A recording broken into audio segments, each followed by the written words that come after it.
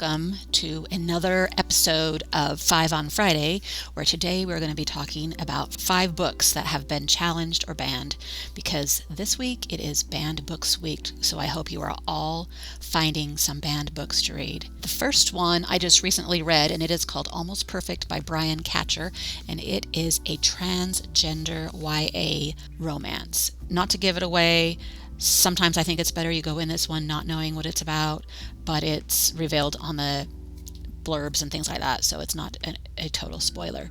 But we have our dude who is going through a breakup, and then a new girl comes into school, and he is very intrigued, and he gets to know her, and she's a little bit weird and has some weird rules. And so as he becomes more and more attracted to her, then he finally finds out what her secret is. So it's his reaction to that and the struggles that the girl has. And the crazy thing about this one is that it was published in 2009, which was, I feel like, way before people were really talking about this kind of thing. I have never read a transgender romance, and if you haven't given it a try, then I would suggest this one. One of the first books that I was aware about it being challenged is Looking for Alaska by John Green.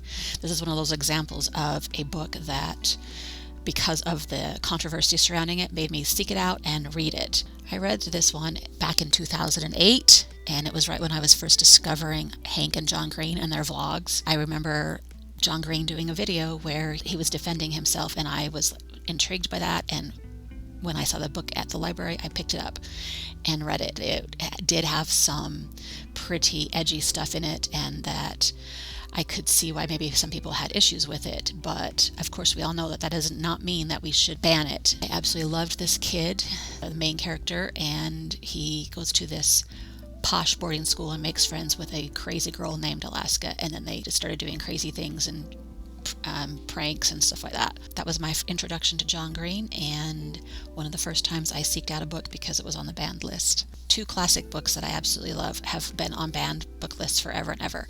One of them is The Grapes of Wrath by John Steinbeck, and the other one is Catcher in the Rye by J.D. Salinger. This last one, looks like I read it in 2008 also, and then reread it for book club in 2014. According to my blog, read it because John Green was talking about it so much.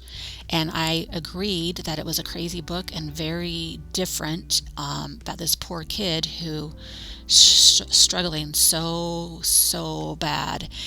My feeling towards it is just that he needs love. He needs somebody in his life so bad. My heart always goes out to him when I read it. And then the other one, The Grapes of Wrath, I think gets a bad rap all the time because of its huge long descriptions, but I am one that absolutely loves those, and I think that this book is extremely beautiful and powerful and shows the struggle that these people went through during the Dust Bowl like nothing else. I think it's insanely good. And then the 5th book, I Know Why the Caged Bird Sings by Maya Angelou. And it's interesting that she has a lot of books actually on the banned books list, because she tells it like it is, and in this one she's talking about her life, kind of an autobiography, and bad stuff happens to her, and so she writes about it. It doesn't make this not be a beautiful book. It is a beautiful book, as all her books are. So I would suggest that if you have not read this one, please add it to your list and read it as soon as you can, because it will stay with you the rest of your life. So there you go, my 5 books that have been banned or challenged that I've read and loved. I recommend them, and if you haven't seeked out a banned book this week or this month, then put one on your list ASAP. Look forward to more lists like this every Friday, and until next time, happy reading.